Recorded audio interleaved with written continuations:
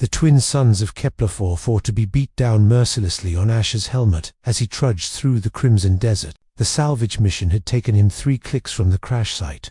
Following a faint energy signature his scanner had picked up hours ago, Earth's colonies were desperate for any scrap of pre-war technology, and Asher was one of the few willing to brave the dead zone to find it. His boots crunched against crystalline sand when the detector shrieked. There, half buried beneath a dune, something metallic gleamed in the harsh light. Asher dropped to his knees and began digging. The object was cylindrical, roughly the size of a human torso, made of an alloy he didn't recognize. No markings, no serial numbers, just smooth, dark metal that seemed to absorb light rather than reflect it. He brushed away the last of the sand and reached for the seam along its side. "Please, don't open." Asher's hand froze. The voice was barely a whisper, transmitted directly through his suit's communication system. Female, desperate, and somehow impossibly tired. Asher's voice cracked. "Is someone in there?" Silence stretched for 3 heartbeats. "You're human."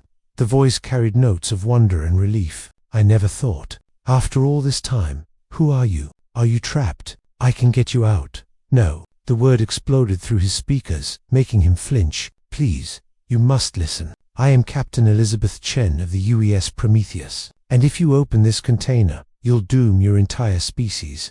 Asher sat back on his heels, mind reeling. The Prometheus had been Earth's first deep space exploration vessel, launched nearly 2 centuries ago. It had vanished beyond the Helix Nebula and been declared lost with all hands. That's impossible. The Prometheus disappeared in 2247. If you're really Captain Chen, you'd be dead. "Yes, I should be."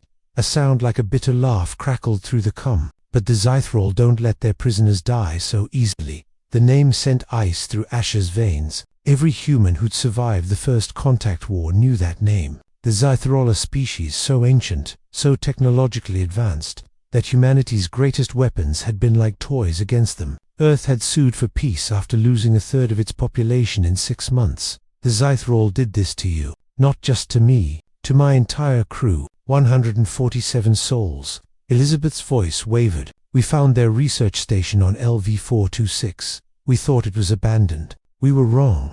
Asher pulled up his scanner, running every diagnostic he could. The container showed no signs of conventional life support, yet the energy signature was unlike anything in the database. It pulsed with a rhythm that was almost organic. "What's inside this thing, Captain?" "Me. All of me. My consciousness, my memories, everything. I was digitized and compressed into a quantum matrix, along with something else. Something they planted in my code." "What kind of something?" "A virus. A weapon." Elizabeth's words came faster now, urgent. "The Zythrol experimented on us, trying to create the perfect infiltration tool. They failed with most of my crew. Their minds couldn't survive the upload process, but mine did. And when I did, they loaded me with a payload designed to spread through every networked system humanity has built." Asher's hand drifted instinctively toward his sidearm. "If you're infected, why warn me? Why not just activate?" "Because they made one mistake." For the first time, Elizabeth's voice carried something other than despair, fierce, grim satisfaction. "They based their virus on the assumption that humans would prioritize our own survival above all else. They didn't account for love, for loyalty, for the stubborn human refusal to give up, even when we should."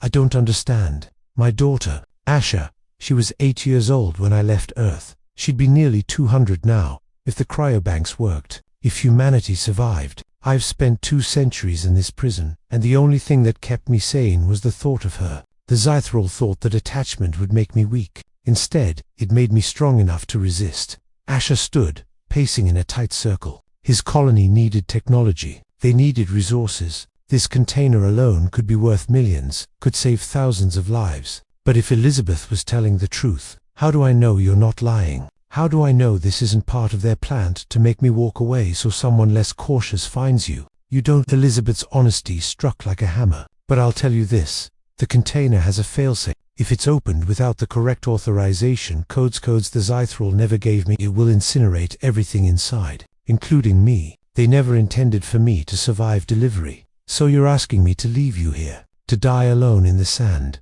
I'm asking you to save your species." Her voice softened. "I've been alone for a long time, Asher.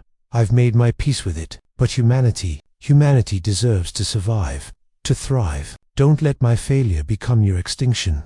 Asher looked down at the container, at his own reflection distorted in the dark metal. He thought of his own family, of the colony counting on him, of the weight of choice. Captain Chen, Elizabeth, what if I could find those codes? What if there was a way to extract you safely? There isn't. The Zarthrol made sure of that. But she paused. But thank you for calling me by my name. I'd almost forgotten what it felt like to be human.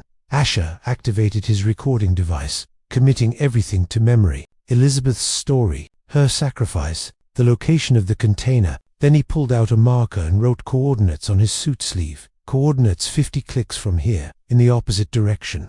I'm not going to forget you, Captain. I'll make sure humanity knows what you did for us. That's all I can ask. Elizabeth's voice was fading now, growing distant. Go now. And Asher, tell them we went down fighting. Tell them the Prometheus crew never surrendered.